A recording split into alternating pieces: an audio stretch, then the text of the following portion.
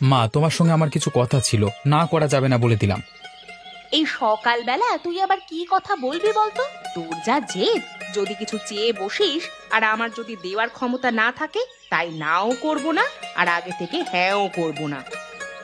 শোনো, বলছি আমার 1000-2 মতো টাকা দরকার ছিল। কি? এত টাকা নিয়ে তুই কি করবি? এত টাকা তো তুই কোনোদিনও খরচ করিস না, আজকে আবার হঠাৎ করে কি হলো? আগে থেকে বিশেষ কিছু বলা যাবে না। 2000 টাকা নিয়ে কি করছি জানবার জন্য কিছুটা অপেক্ষা করতে হবে। এখন আমাকে 2000 টাকা তাড়াতাড়ি দাও দেখি। তোকে আমার একটুও বিশ্বাস হয় না। তুই জেদ করে আগে অনেক টাকা নিয়েছিস, এসব টাকা চেয়েও বন্ধু বান্ধবদের সঙ্গে আনন্দ করে উড়িয়ে দিয়েছিস। বলি বাবা, 2000 টাকা ঘরে আনতে কতটা পরিশ্রম করতে হয় তুই তো বুঝবি না। আগে যা করেছি করেছি, কিন্তু আমি আর আগের মতো নেই। আমি এখন অন্যরকম হয়ে গেছি। এখন তোমার কাছ থেকে টাকা নেব মানে আমি ভালো কাজেই লাগাবো। তোর সেই ভালো কাজটা কি সেটা আমাকে বলে গেলে তো খুব ভালো হতো। ভালো কাজ আগে থেকে লোককে বলতে নেই। যদি আগে থেকে লোককে বলে দেওয়া হয় তাহলে সেই কাজ কোনোদিন উদ্ধার হয় না, নজর লেগে যায়। তুমি এখন তাড়াতাড়ি দাও না টাকাটা, আমার দেরি হয়ে যাচ্ছে। এই নে বাবা, তোর জেদের কাছে তো আমি কোনোদিন না করতে পারি না। এই নে তোর 2000 টাকা। এই টাকাটা ঘরে আনতে আমার 2 মাস সময় লেগেছিল, তাই যেখানে খরচ করবি একটু ভেবে চিন্তে খরচ করিস। আরে হ্যাঁ হ্যাঁ, একদিন এমন সময় আসবে দেখবে এই 2000 টাকা একদিনই ঘরে আসছে। চলো, আমি এখন এলাম। রান্না বান্না করে রেখো, ফিরে এসে ভাত খাবো।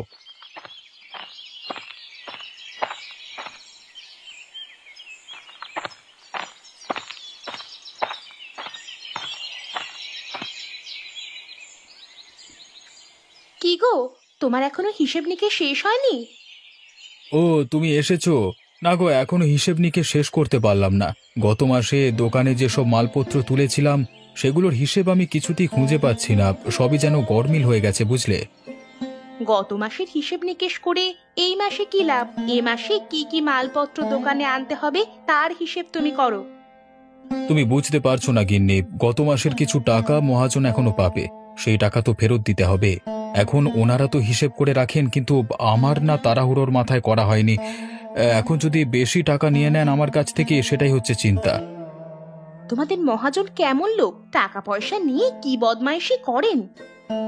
না না, এমনিতে ভালো লোক, কিন্তু সবার মধ্যেই তো একটা ব্যাপার থাকে জানো তো।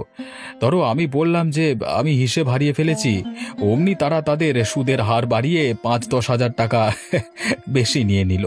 তখন তো আমারই ক্ষতি, তাই না? নাও নাও, সকালবেলা এত মাথায় চাপ নিও না। এখন দুটো খেয়ে নাও, আবার দোকানে গিয়ে খদ্দেররা দাঁড়িয়ে থাকবে। হ্যাঁ, সে না হয় যেতে হবে, কিন্তু হিসেবটা যে কি হবে। তুমি এক কাজ করবে, তুমি মহাজনের কাছে গিয়ে বলবে তাড়াহুড়োর মাথায় আমি হিসেবের কাগজটা আনতে ভুলে গেছি। তারপরে যে টাকাটা হয়েছে সেই টাকাটা ওদের কাছ থেকে একবার জিজ্ঞাসা করে নিয়ে দিয়ে দেবে। সেটা করলে হয়। এখন দেখা যাক, অসুবিধায় পড়লে তখন অন্য ব্যবস্থা নেওয়া যাবে। আগে থেকে চিন্তা করে তো লাভ নেই। ঠিক আছে, তুমি আমাকে খেতে দাও।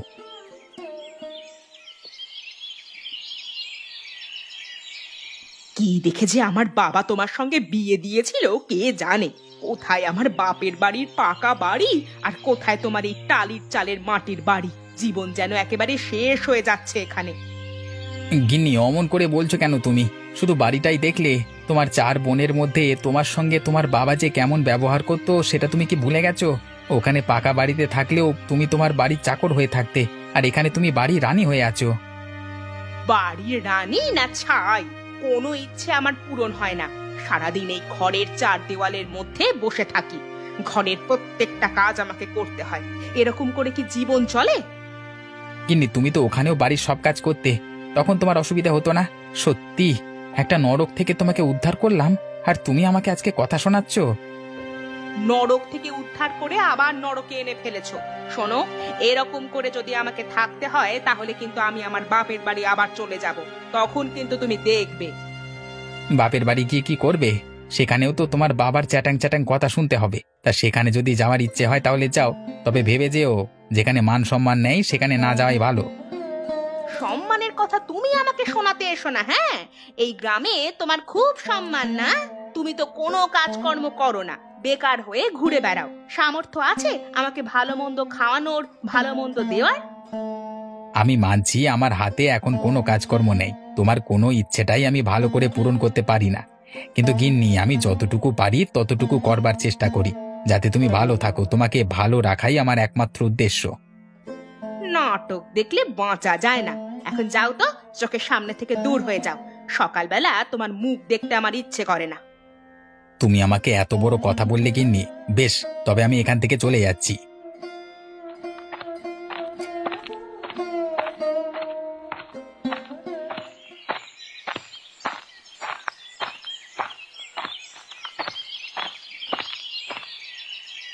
আরে ও মাধবীদি, কেমন আছো গো? আমাদের মুন্না ভাই কেমন আছে? আর বলো না বোন, তোমার মুন্না ভাইয়ের জ্বালায় ভালোভাবে থাকতে পারছি কই। কেন, মুন্না ভাই আবার কি করলো? ও তো ভালো ছেলে একজন। তুমি তো ওর জেদ দেখোনি, তাহলে বুঝতে। আমি কষ্ট করে এদিক সেদিক থেকে টাকা পয়সা সংগ্রহ করে জমিয়ে সংসারটা কোনো রকমে ভালো রাখবার চেষ্টা করি, কিন্তু ও হয়েছে জেদি ছেলে, শুধু টাকা পয়সাগুলোকে নষ্ট করবে। আসলে ও তো এখনো ছোট আছে, ওর বুঝতে একটু সময় লাগবে। ও যখন সংসারের কষ্ট বুঝতে পারবে, তখন ঠিকই দেখবে সংসারের হাল ধরবে। কিন্তু কবে বুঝবে বোন? সারা জীবন খেটে খেটে আমার শরীর ভেঙে পড়ছে, আর ওই ছেলে এখনো শুধুই আনন্দ করছে, ঘুরে বেড়াচ্ছে।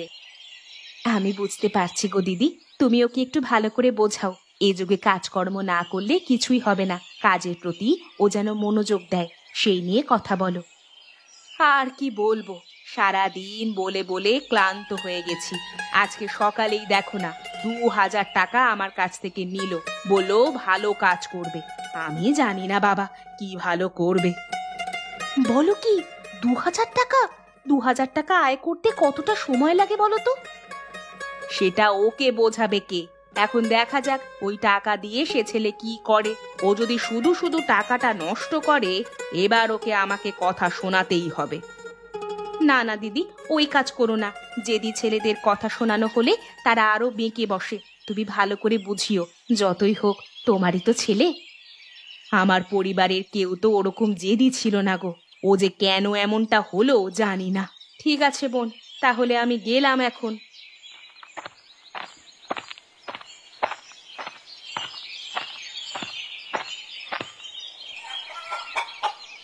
রতন কাকা, আমি এসেছি গো। বাবা, তোমার খামারে তো দেখছি অনেক মুরগি। সে কি রে, সকাল হতে না হতেই তুই চলে এসেছিস? আমি তো ভাবলাম তুই আসবি না। না কাকা, তোমাকে তো আমার পরিবারের অবস্থা বলেছি। আমি যদি এই সুযোগটা কাজে না লাগাই, তাহলে আমার পরিবারের আর্থিক অবস্থা কোনোদিনই ঠিকঠাক হবে না। যাক, তোর মতো ছেলে আর কটা হয় বল? কতজনই বা নিজের পরিবারের কথা ভাবে এই বয়সে। আমি তো জানি তুই ভালো ছেলে, আগেও কত কি কাজ করবার চেষ্টা করলি, কিন্তু বাকি লোকেরা তো কাজ দেওয়ার নাম করে তোর কাছ থেকে টাকা মেরে নিয়ে চলে গেল। তাতেও তুই হাল ছাড়িসনি দেখে আমার খুব ভালো লাগলো। না কাকা, খুব খারাপ লাগে জানো। আমি তো এখনো পর্যন্ত 1 পয়সাও আয় করতে পারলাম না। সেসব টাকা আমার মায়ের, জানো। আমি এক প্রকার জোর করে টাকা পয়সা নিয়ে চলে আসি বলে মা কিছু বলতে পারে না। তা কাকা, তুমি আমাকে 2000 টাকা আনতে বলেছিলে, এই নাও এনেছি। যাক, তোর উপর তাহলে ভরসা করা যায়।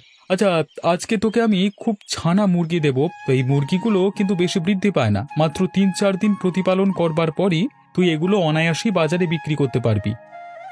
তাহলে তো খুব ভালোই হয় কাকা। আমি খুব তাড়াতাড়ি ব্যবসাটা শুরু করে আমার মাকে একটু উপহার দিতে চাইছিলাম। হ্যাঁ, সে তো দিতেই হবে।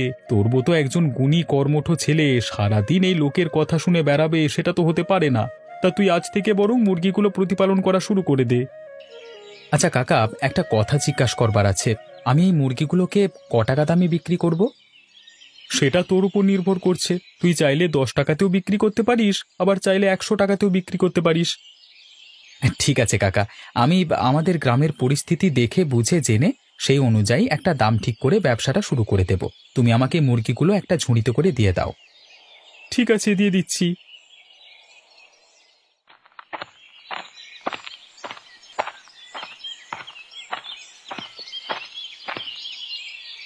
আরে রাকেশ যে, তা কি খবর ভাই? আজকে তোমাকে খুব উদাস বলে মনে হচ্ছে। হ্যাঁ দাদা, মনটা একটু খারাপ সকাল থেকেই। সকাল সকাল গিন্নির কাছে যদি মুখ ঝামটা খেতে হয়, তাহলে কার আর ভালো থাকে মন বলো দেখি?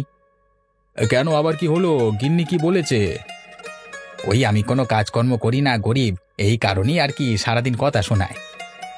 ভাই, বড়লোক বাড়ির মেয়ে নিয়ে এলে এরকমই হয়। ওই জন্যই বলে কাঁধে কাঁধে সম্পর্ক স্থাপন করতে হয়। আমি বলি কি, তুমি বরং একটা কাজ বা ব্যবসা নিয়ে সারাদিনে ব্যস্ত থাকো, তাহলে এই ধরনের আচরণ তোমার প্রতি অনেকটা কমে আসবে তোমার গিন্নির। কাজ তো আমি করতে চাই দাদা, কিন্তু কাজ কোথায় পাবো বলো? সেই কারণেই তো সারাদিন এদিক ওদিক ঘুরে বেড়াই। হ্যাঁ, বাজারে কাজের খুব অভাব। এই গ্রামে তো আর কোনো কাজ নেই যে লোকে দেবে, তাই জন্যই তো আমি একটা মুদিখানার দোকান খুলে বসেছি। তুমি বরং পাশের গ্রামগুলোতে একটু খোঁজ খবর নিয়ে দেখো। পাশের গ্রাম বা দূরে কাজ করলে তো সে সকালে গিয়ে সন্ধেবেলায় ঘর ফিরতে হবে। তাতে কি হয়েছে? ঘরে বসে গিন্নির মুখ ঝামটা খাবার থেকে তো অনেকটাই ভালো। সারাদিন কাজ করবে, রাত্রিবেলায় ঘরে ফিরবে, আবার সকালবেলায় উঠে কাজে চলে যাবে, তাহলে দেখবে সবকিছু ঠিকঠাক হয়ে যাবে। ঠিক আছে দাদা, তুমি যখন বলছো আমি তাই করব, তোমার কথা আর ফেলবো না। এখন ভাগ্যে যা আছে তাই হবে, দেখা যাক। তা তুমি এখন যাচ্ছ কোথায়? কোথায় আর যাবো, তোমার সঙ্গে একটু দেখা করতে এলাম। ঠিক আছে দাদা, তুমি তাহলে দোকান দাও, আমি পরে আসবো, কেমন?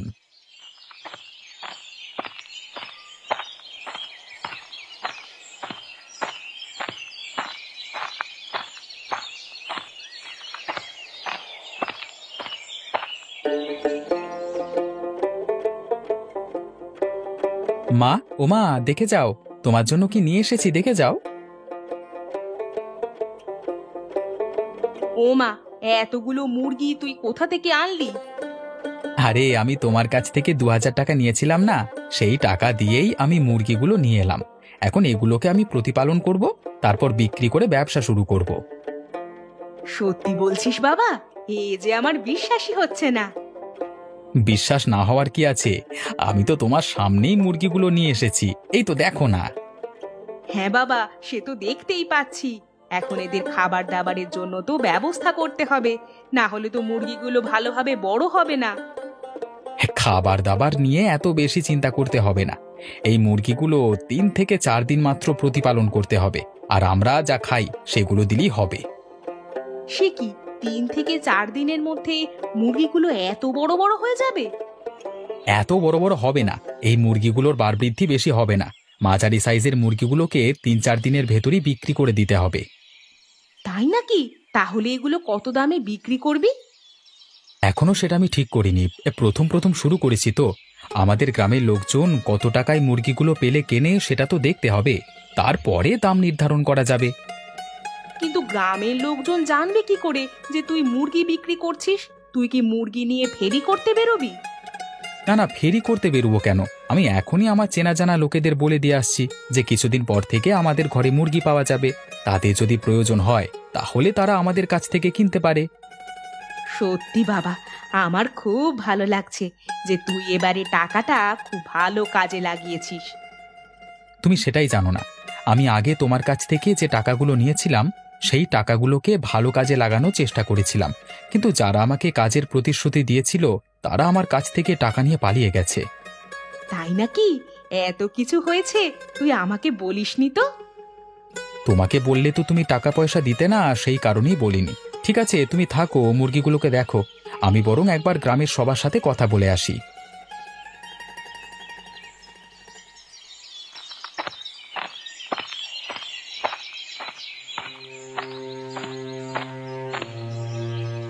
এ কি হলো তোমার?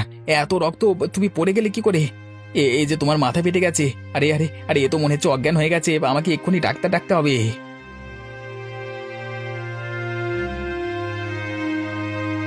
কি বুঝছেন ডাক্তারবাবু? অবস্থা বিশেষ ভালো নয়, শরীরের মধ্যে একদম পুষ্টি নেই। খাওয়া দাওয়া কি ঠিক মতো করে না নাকি? খাওয়া দাওয়া ঠিকঠাকই করে, তবে আমরা গরিব মানুষ তো হয়তো সেরকম কিছু খাওয়াতে পারি না। শোনো তাহলে বলি, আমার মনে হচ্ছে এর মধ্যে অপুষ্টির একটা রোগ আছে। ঠিকমতো খাওয়া দাওয়া না করালে তার শারীরিক অবনতি হতে পারে।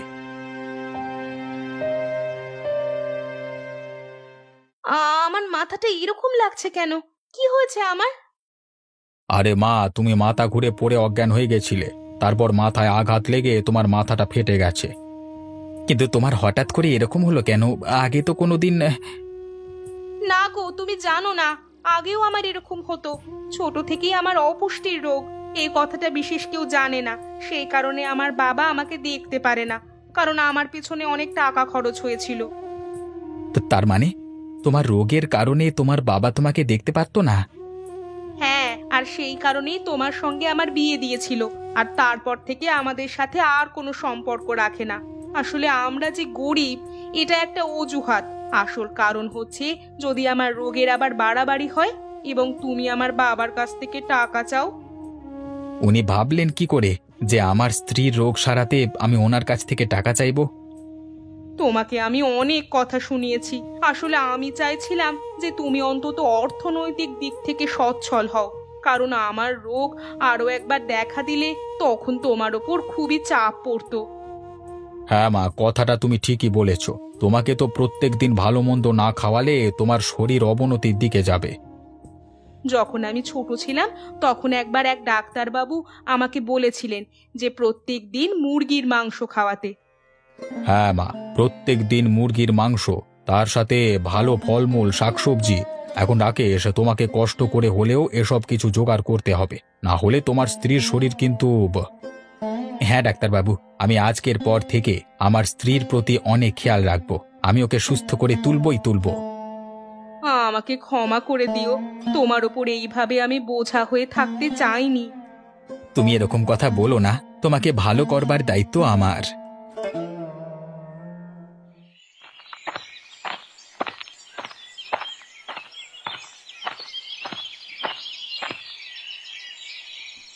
কি গোপাল কাকা, কি করছো?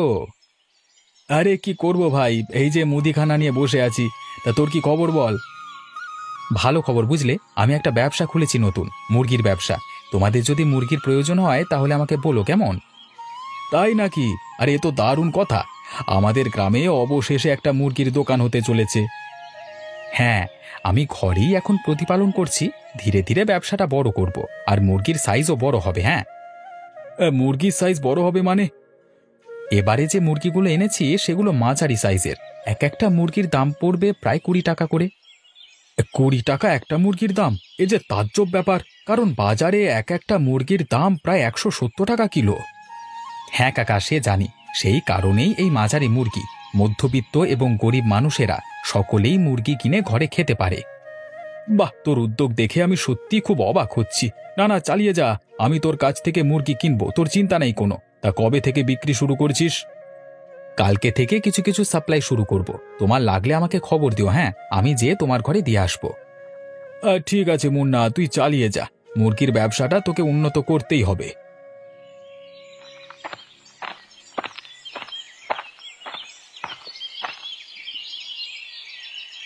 কি রাকেশ কাকা, কেমন আছো গো? কি ব্যাপার, এখানে উদাস হয়ে বসে আছো কেন? আরে ডাক্তারবাবু এখানে কি করছেন? আর বলিস না ভাই, তোর কাকিমা পড়ে গিয়ে মাথা ফাটিয়ে ফেলেছে, তাই ডাক্তারবাবু এসে তার চিকিৎসা করলেন। সে কি, হঠাৎ এরকম হলো কেন? রাকেশ ভাই, আমি তবে চললাম কেমন? আর মনে রেখো, বৌমাকে ভালো মন্দ খাওয়াতে ভুলো না যেন। কি ব্যাপার, কি হয়েছে আমাকে খুলে বলো দেখি। আসলে তোর কাকিমা অপুষ্টিতে ভুগছে। দেখ না, আজকের পর থেকে প্রত্যেক দিন মুরগির মাংস খাওয়াতে হবে, তার সঙ্গে ভালো ভালো ফলমূল, আরো কত কিছু। আরে বলো কি, এত সব করবে কি করে? জানি না, তবে আমার কি করতে হবে, না হলে তোর কাকিমা ভালো থাকবে না, বুঝলি? তা কিছু দরকার ছিল নাকি আমার সাথে হঠাৎ আমার কাছে এলি? আমি আসলে আজ থেকে একটা মুরগির ব্যবসা খুলেছি, সেই কারণেই গ্রামের লোকেদিকে বলে বেড়াচ্ছি যে যাদের মুরগির মাংস খাওয়ার দরকার হবে তারা যেন আমার সঙ্গে যোগাযোগ করে। ও তাই নাকি? তাহলে তো খুব ভালো, অবশেষে তুই একটা ব্যবসা খুলে বসলি। যাক, তোকে সবাই জেদি ছেলে বলে বেড়াতো, এখন দেখছি তোর মতো জেদি হওয়াই ভালো ছিল, বুঝলি? তোর মতো বয়সে এত ভালো একটা ব্যবসা কেই বা শুরু করতে পারে বল? তা মুরগি কত করে বিক্রি করছিস? আমারও তো দরকার এরপর থেকে। বাকি লোকেদের জন্য আমি 20 টাকা প্রতি পিস বিক্রি করছি, কিন্তু তোমার জন্য সেই মুরগির দাম হবে প্রতি পিস 1 টাকা করে। কেন? আমার জন্য দাম আলাদা কেন? আসলে কাকা, আমি এই ব্যবসাতে নামবার আগে প্রতিজ্ঞা করেছি যে আমি সাধ্যমতো চেষ্টা করব যাতে সকলে এই মুরগির মাংস খেতে পারে। আর এখন থেকে তো তোমাকে প্রত্যেক দিন মুরগি কিনতেই হবে কাকিমার জন্য। এত খরচ করা তো তোমার পক্ষে সম্ভব নয়, তাই তোমার জন্য মুরগির দাম 1 টাকা। এখন কাকিমাকে সুস্থ করে তুলতে হবে। সত্যি মুন্না, তোকে দেখে শিখলাম, ব্যবসাতে শুধু টাকা টাকা করলে হয় না, এক বিরাট বড় মনুষ্যত্ব থাকতে হয়, ঠিক তোর মতো।